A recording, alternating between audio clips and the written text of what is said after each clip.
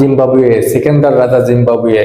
এই জিম্বাবুয়েকে থামাবে কে? সুপার 8-এ এই জিম্বাবুয়ে কি চমক দেখাবে? আসসালামু আলাইকুম। এই জিম্বাবুয়ে আর সেই জিম্বাবুয়ে নাই। এই জিম্বাবুয়ে কারো করুণায় চলে না। এই জিম্বাবুয়ে বুক ফুলিয়ে চলে। এই জিম্বাবুয়ে সবার সামনে মাথা উঁচু করে বাঁচে। এই জিম্বাবুয়ে বুক ফুলিয়ে সুপার 8-এ যায়। অস্ট্রেলিয়ার পরে শ্রীলঙ্কাকে হারিয়ে বুঝিয়ে দিল যে এই জিম্বাবুয়ে আর আগের জিম্বাবুয়ে নাই। এই জিম্বাবুয়ে পুরোই পরিবর্তন। সিকান্দার রাজা জিম্বাবুয়ে পুরোই পরিবর্তন। দেখুন আজকের ম্যাচটা এই দুই দলের কোনো দলেরই কিন্তু কিছু যায় আসে না পয়েন্ট টেবিলের, কারণ এই দুই দলই সুপার 8-এ চলে গিয়েছে। কিন্তু দেখার বিষয় ছিল যে জিম্বাবুয়ে আসলে কি অস্ট্রেলিয়ার সাথে কি শুধু একটা ম্যাচে দুর্ঘটনা ঘটেছে, নাকি এই জিম্বাবুয়ে অন্যান্য বড় দলের সাথে তারা ঘুরে দাঁড়াতে পারে বা এই জিম্বাবুয়ে তারা ম্যাচ উইনিং করতে পারে। আজকে দেখিয়ে দিল এই জিম্বাবুয়ে যে তারা অস্ট্রেলিয়ার সাথে এটা কোনো দুর্ঘটনা না, এটা তারা পারফরমেন্স দিয়ে জিতেছে এবং আজকে শ্রীলঙ্কার সাথে সেটা ভালোভাবে প্রমাণ করলো। দেখুন কলম্বোর প্রেমাদাসা স্টেডিয়ামে আজকে প্রথমে টসে জিতে প্রথমে ব্যাট করার সিদ্ধান্ত নেয় শ্রীলঙ্কার ক্যাপ্টেন দাসুন সানাকা, এবং আজকে ওপেনিং এর ক্রেতা হিসেবে নামেন প্রথম নিশাঙ্কা।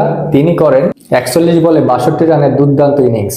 এছাড়া প্রভান্ত রাতনায়কে তিনি 25 বলে 44 রানের দারুণ একটা ইনিংস খেলেন। এছাড়া কুশাল পেরেরা, কুশাল মেন্ডি, দিনুত ওয়ালালেগে এরা ছোট ছোট ক্যামিউ খেলে, যাতে করে শ্রীলঙ্কার রান দাঁড়ায় 178। 79 রানের টার্গেট দেয় শ্রীলঙ্কা।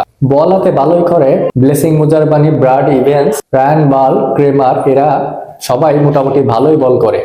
জবাব দিতে নেমে দারুণ শুরু করেন ওপেনার দুই ব্যাটসম্যান। পাওয়ার প্লেতে তারা 55 রানের দারুণ একটা স্কোর গড়ে তোলেন। তাতে করে ভূমিকা রাখেন মারুমানি এবং বেন্টেন, দুইজনই দারুণ খেলতে থাকেন, কিন্তু মারুমানি পাওয়ার প্লের পরপরই আউট হয়ে যান।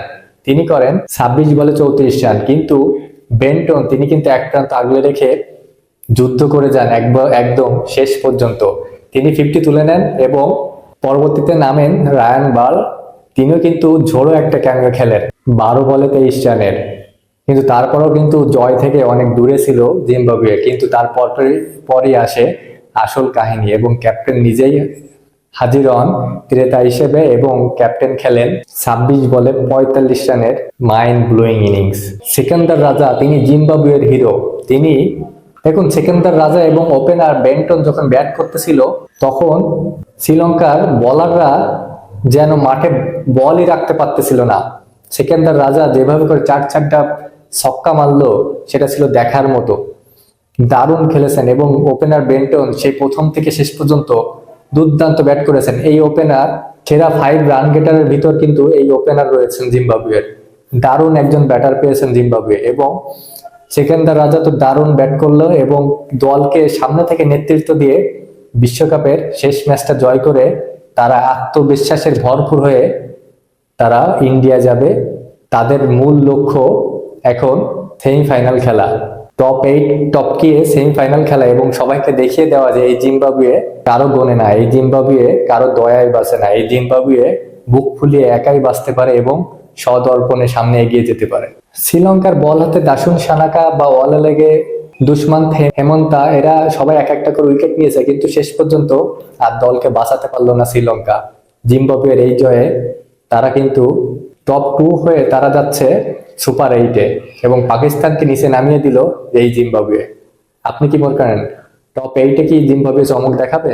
অবশ্যই জানাবেন। ভালো লাগলে পাশে থাকবেন। ধন্যবাদ।